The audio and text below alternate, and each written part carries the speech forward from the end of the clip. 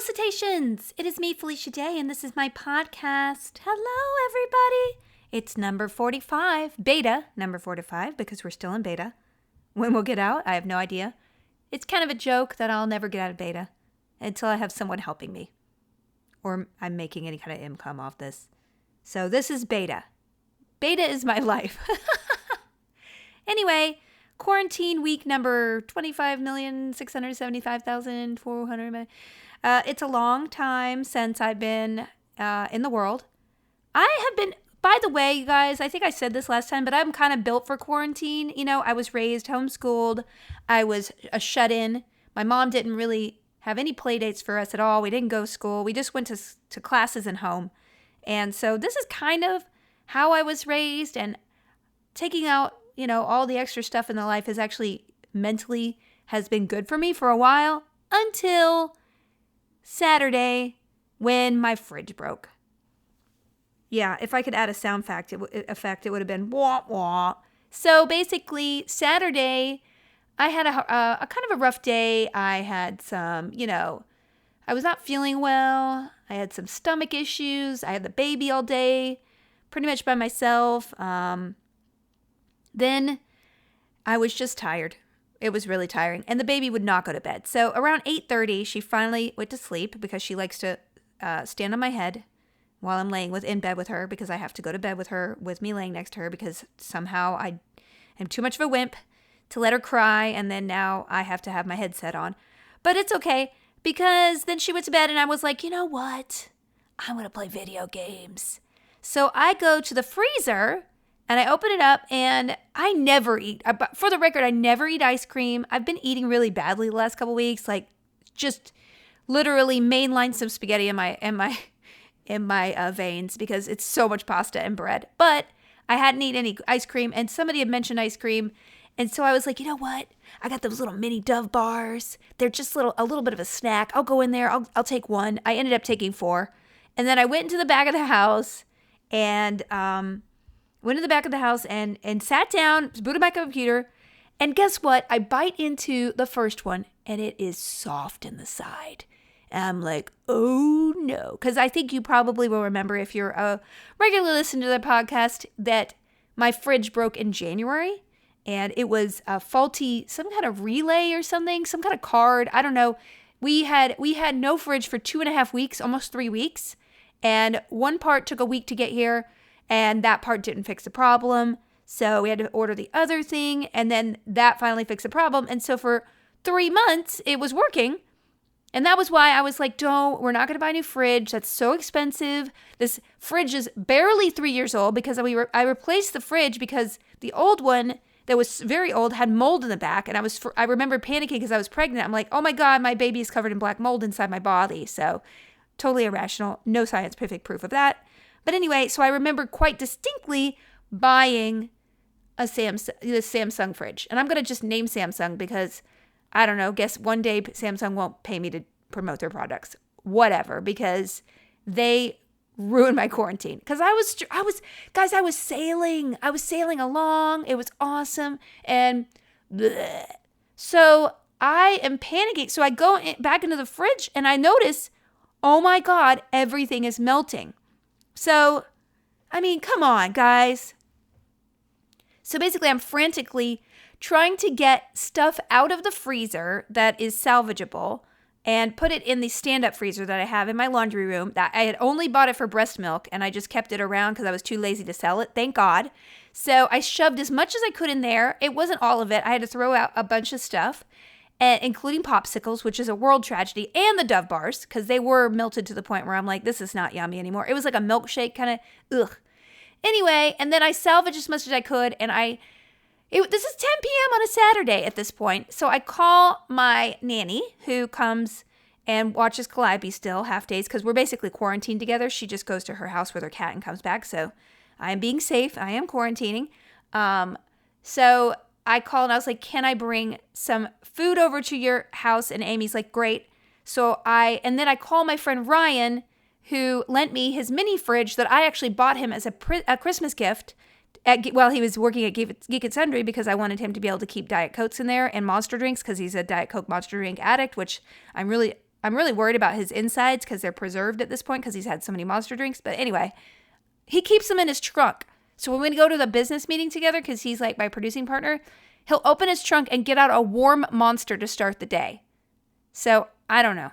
No judgment, but way more judgment. So I call him and I'm like, hey, I need to come get that mini fridge. And he's like, I don't want you to get near me, because he's literally been in his house for 6 weeks without going out, like literally not going out. He is, but it's on the porch still. And I'm like, on the porch still? I dropped it off 3 months ago. Yeah, it's still there. Same place you left it. So at least that was convenient. So I go and I get the fridge. I drop the food off. I take it home. I clean it out. I put as much as I can in the mini fridge. And then then it's still not enough because all the fresh vegetables can't fit. So I go to 7-Eleven, get some ice, put it in a cooler that I actually had, and then that's it. So that's what I've been living out of, a cooler and a mini fridge for the last week. Let me just tell you, it is a damper on the mood. I mean, every time I open that mini fridge, I got hit in the head with Vegenaise. I have to Tetris it back together every time I want, some milk. I have to freeze stuff because there's not enough room in the actual refrigerator part. So the freezer part has a little freezer. The fridge part, there's a little freezer part in there. So I'll have any leftovers have to get frozen, even if it's just for the next day I want to eat it. I mean, there's worse things in the world. And this attitude I'm having is probably not like out of proportion. But right now I'm in my house and I have a baby and I'm trying to cook all my meals. And so I've had to order out a lot, which A, is expensive, and B, I mean, who knows? Like, there's a disease out there. I don't know, man. My poor other friend, Marissa, she has lupus and her kid is severely immunocompromised in the lung area. So they literally have not been out for weeks and weeks and weeks. So at least I can go out. At least I feel confident and I feel relatively comfortable ordering takeout. So people are way worse, but I was so enjoying cooking, you guys. I was so enjoying it. So that's a little bit frustrating, and that's the biggest thing that's happening in my life. That took 10 minutes to complain about that. I'm so sorry. Anyway, that's what life has become in my house. The fridge, I need to stretch it into the longest conversation that I could possibly have. So supposedly, I went online and I tried to order local, but all the local places were either completely shut or they had, because I need a counter depth, which ironically, it's a shorter, smaller refrigerator that's like $1,000 more than a regular fridge, which I don't understand. I don't understand that pricing, but whatever. So I have to have a counter depth. I wasn't going to buy a Samsung. Everybody on my Twitter said LG was not the brand to get. All the repair people who follow me were like, get a Whirlpool or a Maytag or a GE. So I ended up getting a GE because the Whirlpool didn't have anything in didn't have a water dispenser. God, this is so much detail. I'm so sorry. I'm sorry, okay? I ordered a fridge. It's going to be here Saturday. I had to use Home Depot, and supposedly it'll be here. I hope I measured right. I didn't get to see it in person. This is sight unseen. This is like Love is Blind for appliances. If it shows up and talks about how sexy it is, I'm going to just go postal. God, that was a terrible show. Anyway, that's what's happening to this week. Before that, life was awesome because I did the Guild got back together and did a D&D playthrough fundraiser on Twitch, and we raised over $40,000 for No Kid Hungry, which is an amazing, awesome charity. All the proceeds went directly to the charity, and it's just amazing. We had a couple of people, Rocket Soup and Finley Shards. I'm giving you a shout out because your mods, oh boy. Sorry about that. I do have a landline. I don't know why. So Finley Shards and Rocket Soup gave over $1,000 each. Finley Shards, I think, gave $2,000. It's crazy. And we had a guy named David who gave $1,200. So we had a couple of outlying big dollar donators that I want to give you a shout out. Thank you so much for supporting an amazing cause. No Kid Hungry, they are just making sure that kids who depend on their school meals, now that school is now not in, are getting fed, because there's no reason why in our country any kids should go to sleep hungry. Really super important what they're doing, and I'm so glad that we could raise money for that. I know it's a hard time to be raising money. Everybody's doing fundraisers, everybody's selling t-shirts, everybody's doing everything. I'm helping out with a Supernatural family t-shirt right now with Stands, which is an amazing organization, but it's a little bit of an oversaturated market right now. So I know that every dollar counts in all of our houses right now, and I really do appreciate that. Anybody who came out and anybody who just watched, because it was pretty amazing. It was an amazing event. And we had so many guildies like Danny, who did Portuguese translations for the guild back in 2009. Kenny Mitlider, who did a podcast after the show. So he was like the first person to do a podcast about the show. I think he might have been one of the first, you guys. I'm going to say it. I don't care. Kenny's amazing. So it was so nice to see a lot of old guildies in chat and just get the band back together. We had such a good time. I am exploring ways that we might be able to do it on a more regular basis. I just need to be able to compensate the DM and Sean Becker, who does the behind the scenes kind of stuff, because it is a lot of work to do the tech and also the preparation for DM. I don't even know what to tell you. DMing is just, it looks so fun, but it would have to be a full-time job. I honestly don't know how people do it. So wonderful. Amy Vorpal, incredible DM. I urge you, we're going to have that up on the YouTube, the Watch the Guild YouTube, pretty soon. So if you can't watch it on the Twitch VOD, you can watch it on YouTube. Pretty awesome. Other than that, which was a lot of work, you guys, I had no help. Except for Rocket Soup and a couple of other people who are my mods on my Discord, helped me with some of the Photoshop, because my Photoshop is on my other computer that's very inconveniently placed, and I can't get it out to use it. So I just, you know what was great about it? The community really came together and we did something awesome. And that really, I don't know, that's why I do this stuff. That's why streaming so much more lately it's been really fun, you guys. I have been doing weekly, I've been doing tours with my friend Tom Lank, who is an actor from Buffy. And we were doing virtual tours, vacation tours. He and I have been on vacation together before. And I was like, if I was going to do Amazing Race, you would be one of the top 5 I'd pick. So let's do this virtually. We basically just browse websites and shop and look at food and drool over croissants. And that's pretty much it. We did London already, and we have done Tokyo. We did Tokyo this week. Next week, we're going to do Barcelona. We stream Tuesday afternoons on my Twitch channel. Go to the discord.gg/FeliciaDay and the announcements channel. I generally try to post my schedule. Now that I have a little bit more regular schedule, I can actually say, on Tuesday afternoon, we're going to be doing this. It might be 4 o'clock, it might be 3, but just check it out. Sunday nights, I play Stardew Valley, which has been my other... Okay, so I do the Tom Lake tours, which is super fun. And then I've been playing Stardew Valley obsessively. And the cool thing is, Amy Okuda from the guild, Tinkerballa, is just as addicted with me. Guys, if you told me 10 years ago that Amy Okuda would be the one who's playing the most video games lately, I would have been like, get out of here. Because she was not nerdy at all. We actually got booed off a stage at Blizzard once because she's like, I don't play video games or something like that. I have better things to do with my time. She was like 17, So she was totally Tinkerballa. And now I think she got married, and she married like a nerdy guy. But also, I think she just wasn't exposed to stuff. I mean, she was in a sorority, so I don't think they have game nights at sororities. But maybe now they do. Because nerd stuff, and they play board games all the time, and she's even streaming. So go to Amy Okuda on Twitch, and she's going to start streaming. She borrowed my Elgato capture card until hers gets in, and she's going to be streaming Animal Crossing and stuff like that. So it's just so nice to have, and we are playing together, and we're doing kind of like Stardew Valley MMO. So I installed a mod so that 8 of us, so all the mods are playing, and me and Amy, and we're having a good time. We do rely on the mods to do a lot of watering, but I did reconfigure the farm so that we have more auto watering, just because I don't want people to think I'm abusing people for, unpaid labor. Am I going to get arrested for unpaid intern watering labor in Stardew Valley? I don't know. It's the internet. One of the questions, actually, Sarah the Pearl, who's in the game, asked, why do you think playing Stardew is so calming right now, even though it's not exactly relaxing when racing to beat children to eggs? Hey, Sarah! I beat those little kids fair and square, okay? And my hat looks great on me. Those hats, the hat wouldn't look stupid on those kids. Thanks for streaming more these last few weeks. You're the best. Oh, Sarah, thank you so much. I think it's just relaxing. There's no stress involved except for the stress that I put on the game, which is, significant. It's a game. Okay, so basically, if you know Animal Crossing, Stardew Valley is very similar. I have a farm. I plant, crops. I raise animals. I do mining. You could go and fight in the mines as well. You could do fishing, which I'm obsessed with.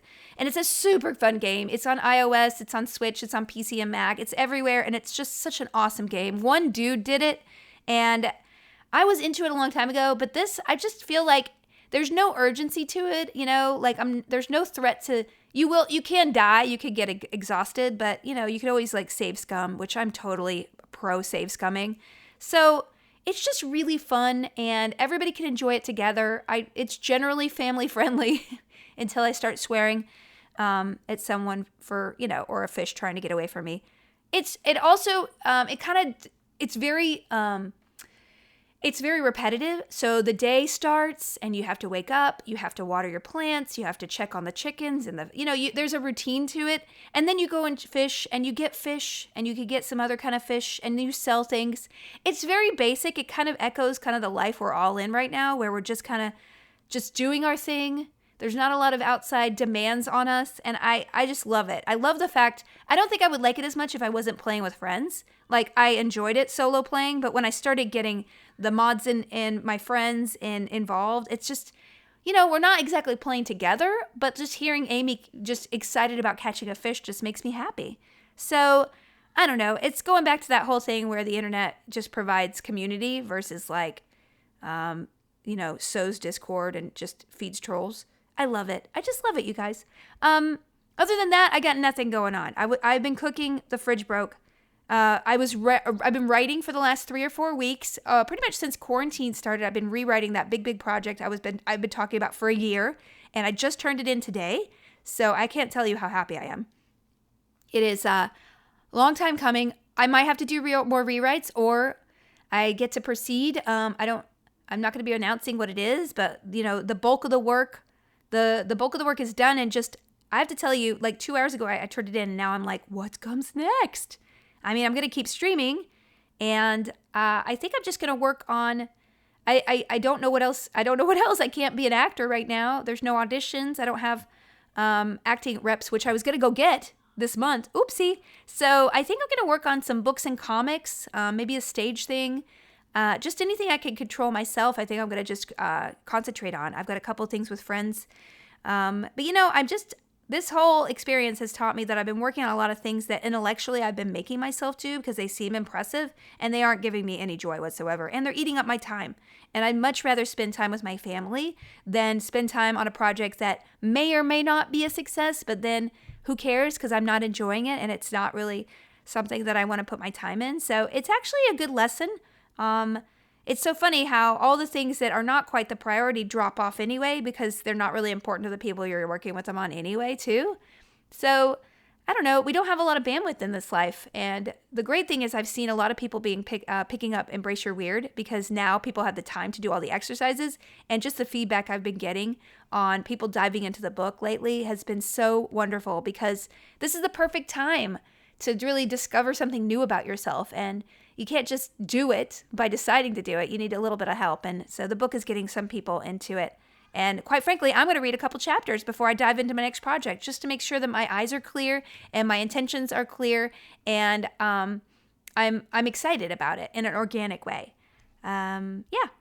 Couple questions we'll be taking. I want to give a shout out to Sean Sandalooky who collects all the questions with hashtag felicitations on Twitter. Thank you so much. Please send them to me because I need more questions. He also maintains a wikia at felicitations.fandom.com. You could look at lists of any games, books, TV shows, anything I've mentioned in this podcast is beautifully documented on that wikia. I have to thank Sean so much for that.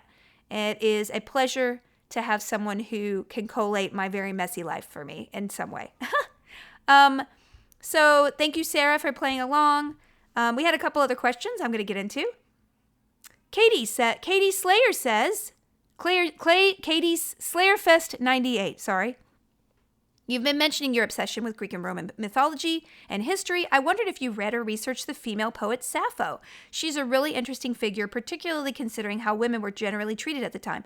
Katie, wonderful suggestion. That was actually on my list to read next. And now I'm going to do a little bit of research into what the best biography compilation of her work is. I right now, I've finished a couple of the other books that I talked about last time. I have not had a ton of time to read because I've been streaming way too much and the baby's been going to bed way too late. So I haven't been reading the last 2 weeks. I actually picked up Histories by Herodotus, and there's a brand new translation. I think his name is Tom Campbell, but I'm not quite sure. The Penguin has a newer translation, and it's really fun because it's super informal. The way to Herodotus actually, and I hope I'm saying the name right. I apologize if I sound ignorant. I never really said his name out loud or heard it. He was one of the first historians, and he put a lot of weight into oral tradition. So he'd be like, I was told directly from this dude I know from, Ionia. So it's actually really fun the way the translate, he's like, and I know this because such and such from Subway was there, and he totally told me that this was correct. So it's kind of very gossipy. It's like, oh my God, you wouldn't believe what happened to Medea. It's really funny, so I'm really enjoying it. It is a slow read, so I'm hoping to get through it in the next couple weeks, but 100% my next book on the list is Sappho, and I will be telling you what I read or I'm going to start reading next week. If you guys have any suggestions on books around Sappho, I'd let, anything that gives me a survey of how women were, because it was a very chauvinist, not so women-friendly society, and there are a lot of interesting surveys of that. I think I mentioned that I had read like a feminism in ancient Greece kind of book. And like there was a huge compilation of like total incels who were like, women aren't worth dirt. They're the worst thing in the world. Like it never changes, y'all. But any survey about sort of that culture and the way they look at femininity and approach the role of women is really fascinating to me. There's with the Romans, there's, what was it called? Fishcakes, and let me look it up, guys, because I don't want to keep talking about books I can't actually educate you about. Courteseans and Fishcakes, the consuming passions of ancient classical Athens. So I've had this book for a long time. I actually lent it to my friend Marissa, who was writing on Spartacus, I think, at the time. And I was like, this is the most amazing book. So there are all these amazing details there. And I read this a long time ago. So I'm definitely going to pick that book up off my library shelf. If you guys have been watching me stream, you could see my library shelf behind my head. It's extensive, but there are a lot of books to keep in this world because I'm coming back to this one. So I'm also going to read that. I'm just really interested in, to me, like history is really interesting, big things that are interesting, but the way that people lived is more fascinating. And, that is something that the more I read about the personal history of people and their opinions and the way they wrote and the way they lived at day to day, I realize that we're absolutely no different. There's 100% no difference. There are just some certain cultural things like, yeah, nobody would question having a slave back then, right? Which is abhorrent to us. But, there's some things that I'm sure that we have now.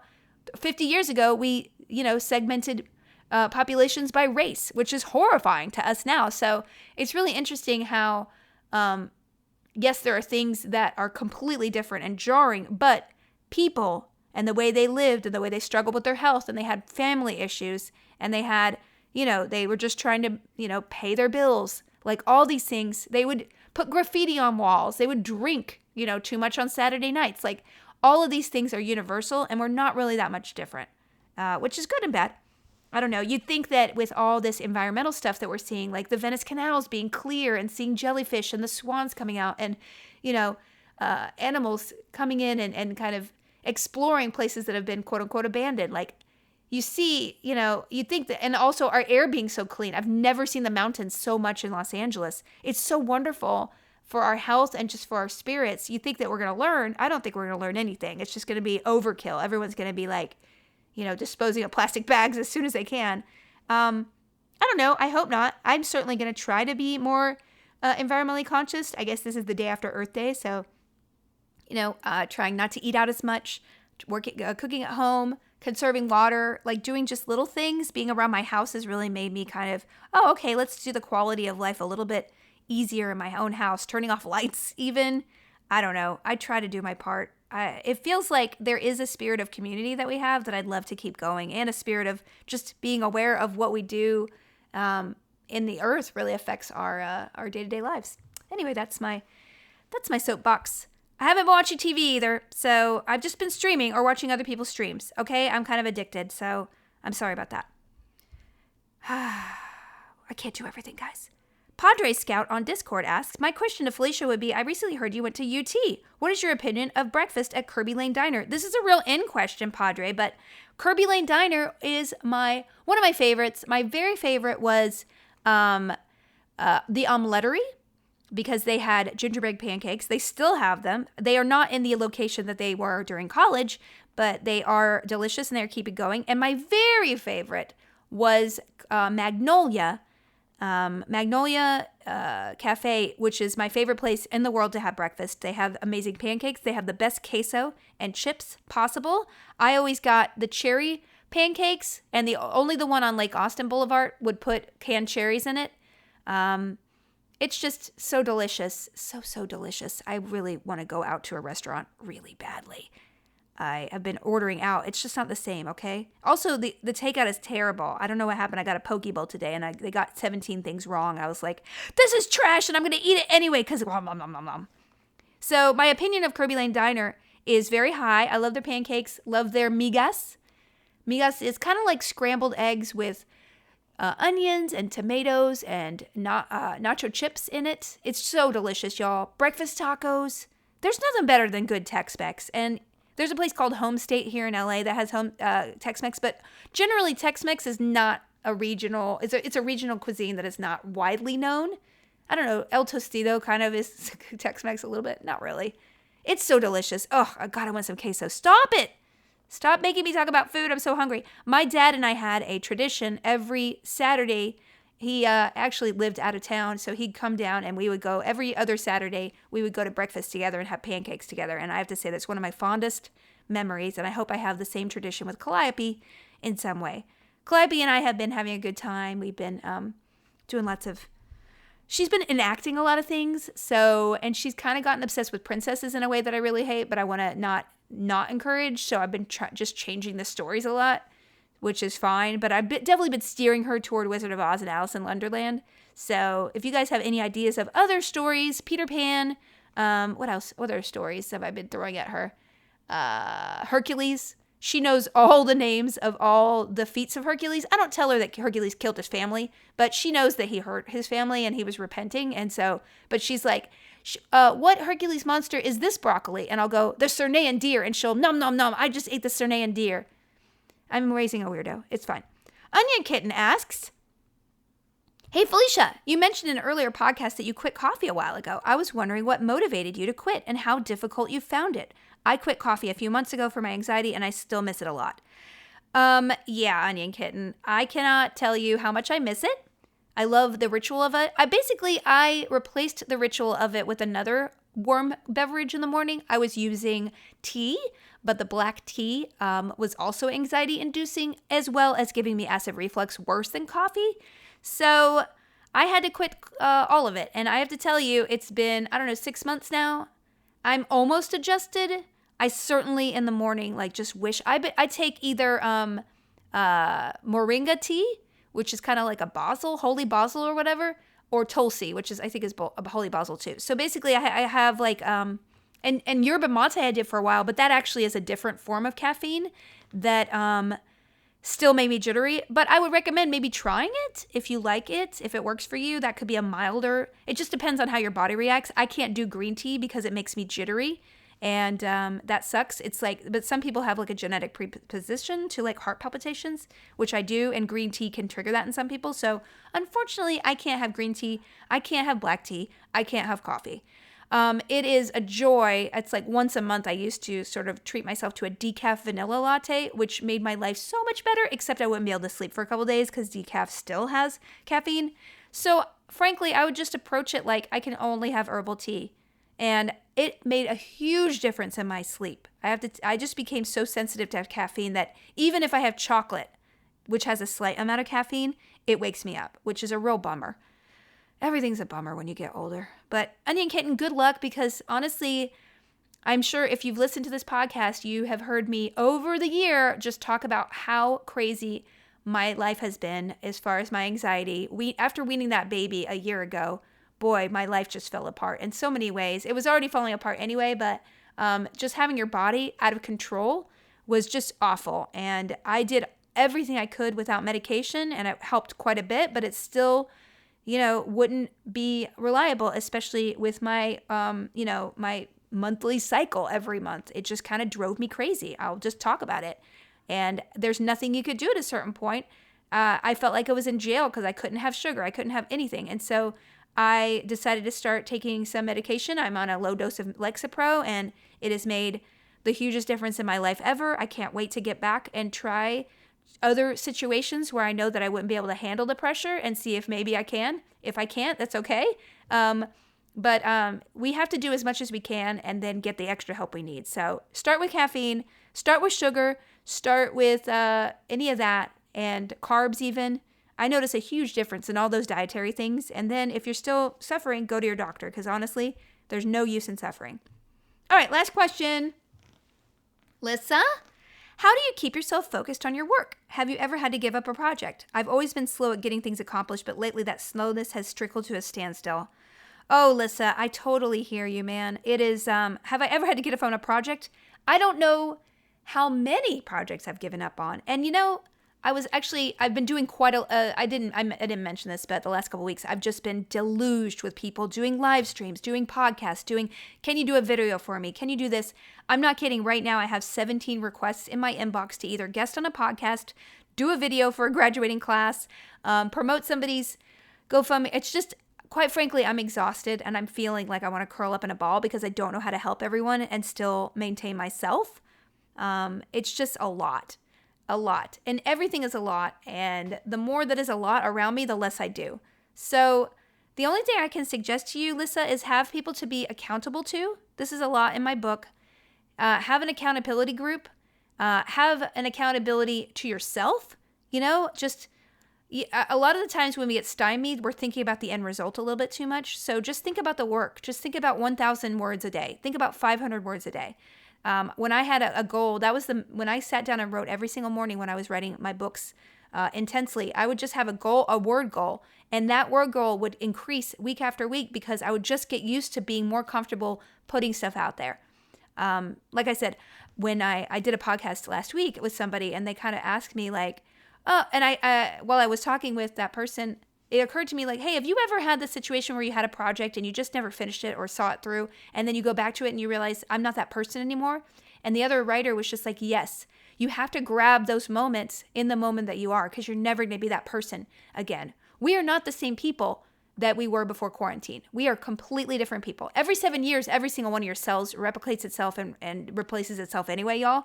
So, that's one thing. So you're physically not the same person every 7 years-ish. And you're just not the same person when a traumatic event or a big event happens in your life. And you have to grab those moments of enthusiasm and artistic push and just get through it.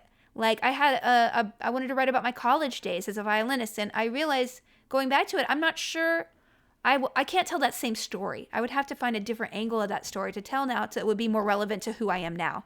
Because the story I wanted to tell when I was 25 is not where I'm at anymore.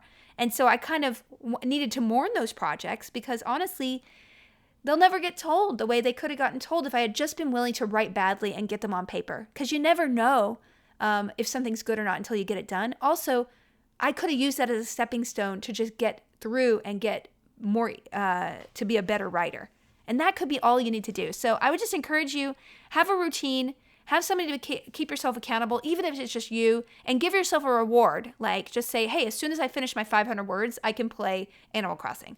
That reward system is much easier than it's just more effective than anything else. Okay, well, I certainly can babble at the mouth and not long enough to make a podcast, even though nothing really happened. And I just want to thank all of you guys in the community for just sticking with it, sticking together, supporting the fundraiser, listening to the podcast. All of it is wonderful. I just love creating content for you, and I have lots of more ideas that I'm excited to get out there. So keep listening, spread word, and stay safe out there. Okay,